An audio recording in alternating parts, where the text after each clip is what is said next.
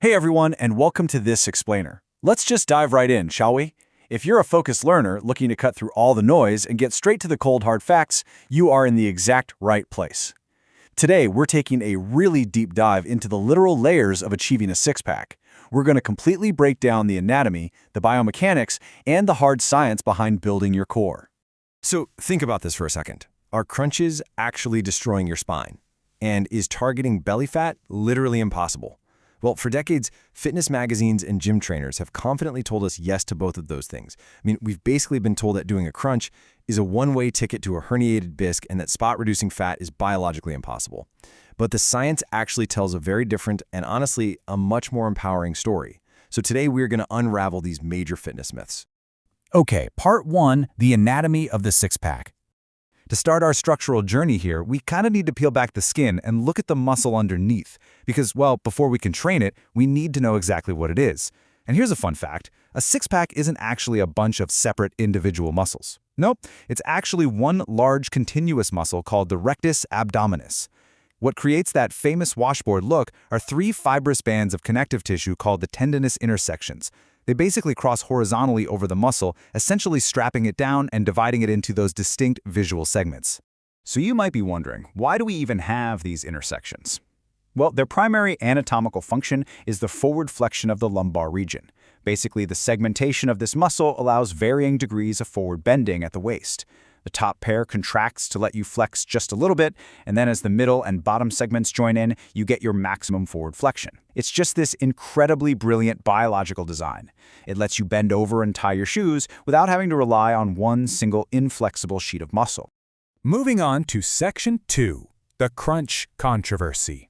Now, the crunch has been heavily demonized lately, right? You hear claims that the human spine has a finite number of bending cycles before it just breaks down. But to understand where this fear actually comes from, we have to look at how the lab studies were done.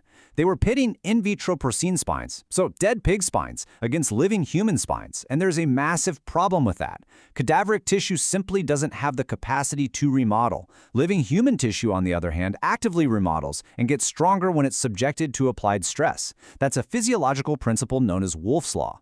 Plus, lab models strip away all the living musculature. This completely eliminates the protective intra-abdominal pressure that our human muscles naturally create during a crunch. The disconnect between the lab and the gym here is honestly staggering.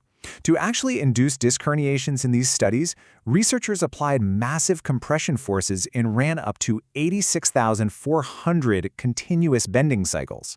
Seriously, think about that for a second. Over 86,000 continuous bends at heavy compression. That looks absolutely nothing like a normal fitness session, where you do what, maybe a dozen reps, take a rest, and let that temporary load dissipate. It's a completely different scenario.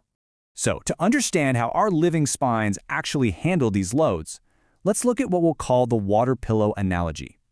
Your intervertebral discs cushion your vertebrae. The center of these discs is called the nucleus propulsus, and it consists of water-binding proteins. It acts exactly like a water pillow, absorbing shock and distributing hydrostatic pressure across the vertebrae whenever you move.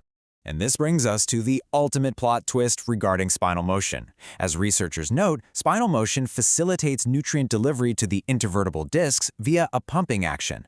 That means dynamic spinal flexion, like a controlled crunch, doesn't inherently destroy your discs. It actually nourishes them.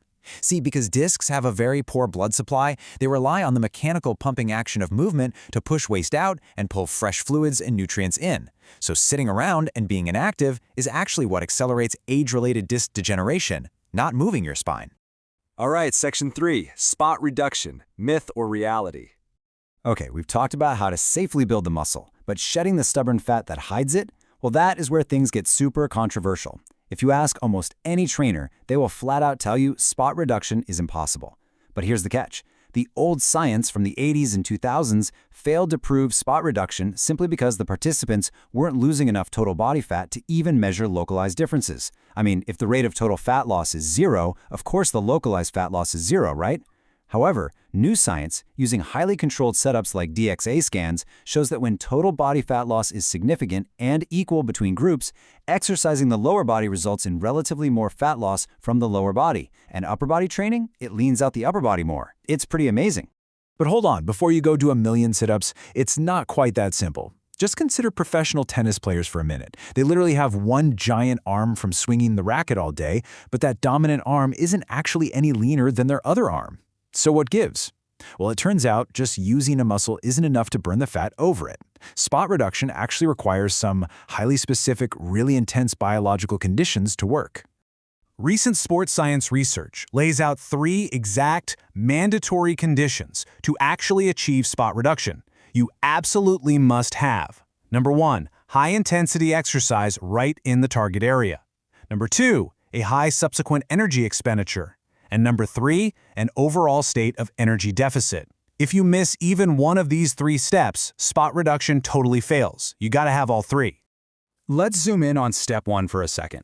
You can't just do light, high-rep crunches and call it a day. Step 1 requires heavy loads. We're talking greater than 70% of your 1-rep max. Why?